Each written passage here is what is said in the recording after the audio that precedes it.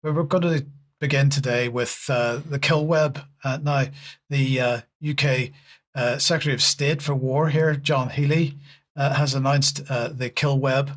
Well, what do we think about that?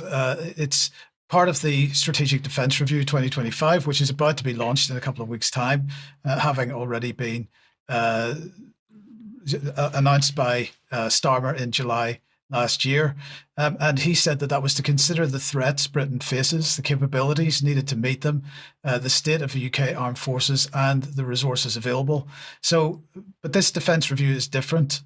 These are normally run by the government, but this time it's being led by Lord Robertson. And while he was once a Labour Defence Secretary, he was also once Secretary General for NATO. And so he's considered, although Labour, an outsider nonetheless, and perhaps perfectly aligned with the NATO agenda, Patrick. But look, the Killweb is going to cost the British taxpayer £1 billion. They don't call it a Killweb, of course, at least the British government doesn't. They use the softer sounding digital targeting web. That's the term they use, and they say it will enable quick fire targeting of enemy assets, including through offensive cyber operations.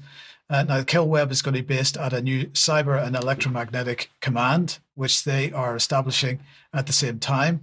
And this is going to lead defensive cyber operations and coordinate offensive cyber operations with the National Cyber Force. So we are going to war in that sense, without doubt. Healey says that ways of warfare are rapidly changing, with the UK facing daily cyber attacks on this new front line. And according to the Ministry of Defence, more than 90,000 sub-threshold attacks were recorded in the last 2 years. No evidence for this statistic was provided, naturally. Healey described Britain as a country under attack, increasing attacks, and this is the nerve centre of the UK's military that helps us defend against these attacks.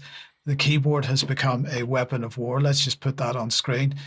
So ways of warfare are rapidly changing, with the UK facing daily cyber attacks, as I say, but the keyboard has become the weapon of war. That's great news, isn't it?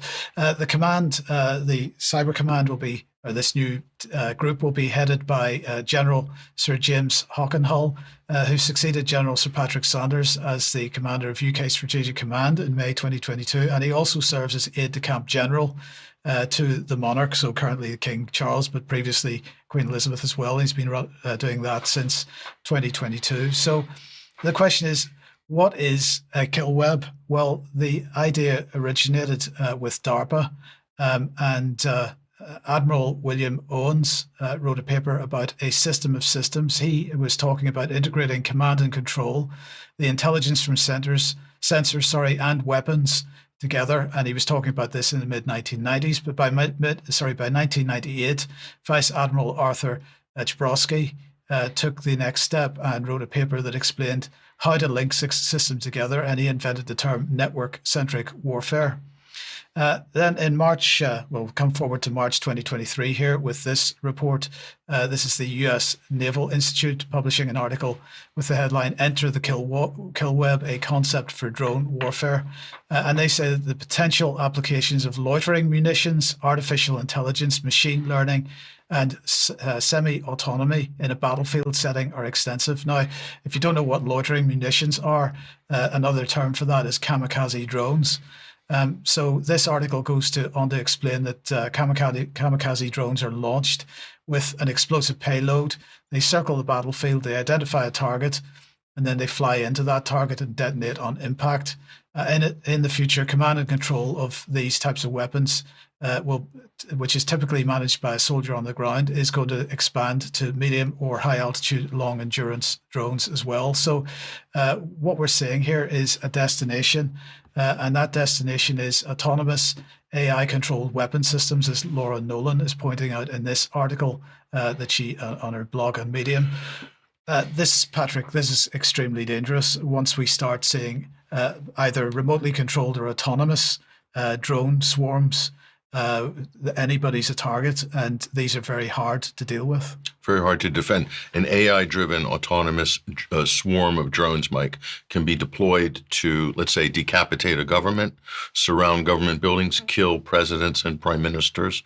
We already have our governments involved in a lot of these activities anyway, by other means. So this just gives them another tool for disruption, hit-and-run attacks, assassinations, or what they call decapitation strikes. Now, what's the response going to be from another power? This seems to me, if I'm not mistaken, Mike, this is all predicated towards state actors, right? Yes. So this is targeting Russia, basically. So is this the policy? Because below the military rhetoric, there is political beliefs and political policies. So is the policy permanent war? We must destroy Russia.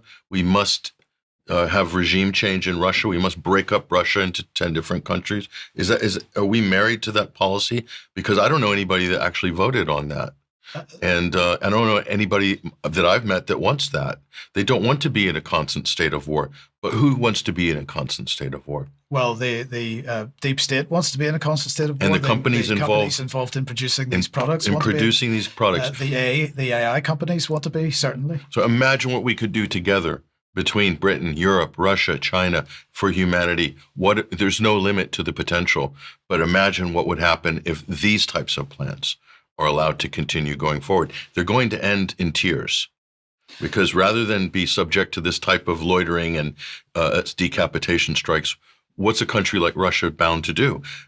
Maybe they should spend as much money on defending against Oreshnik missiles, because that's where they're pushing things to an all-out confrontation between nuclear powers. This is no joke.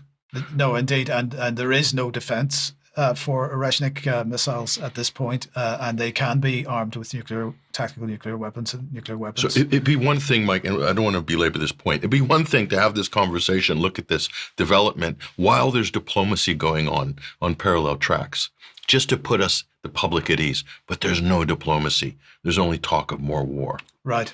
Extremely dangerous. Well, look,